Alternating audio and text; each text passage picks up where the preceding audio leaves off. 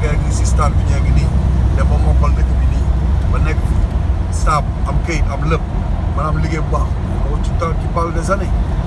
waaw dana jël at least ay fucking 5 to 10 years man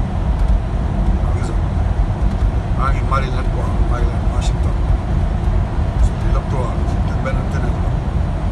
waaw tubaab bi dañoo liggéey c'est non cinq dañoo liggéey non Omar gars yi dañoo xamul rek booy dañoo yeewul quoi ils sont pas éveillés waaw moo tax man lu bëri dama leen di jéem a conscientiser parce que xamuñu lu bëri quoi. Welcome to Kentucky.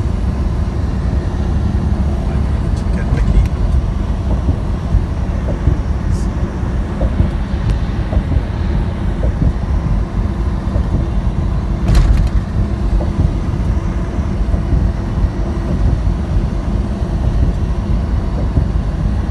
Kentucky Fried Chicken. That's a song.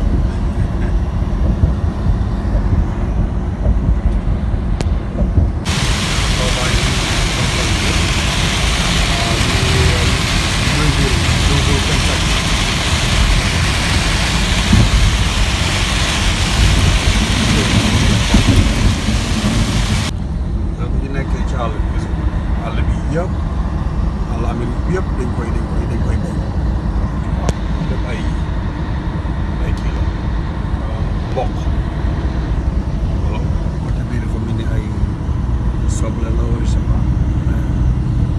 pas non Amérique lépp dañuy béy lépp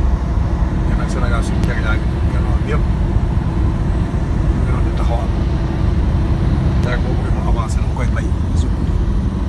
lépp boo duggee seen àll bi la àll bi yëpp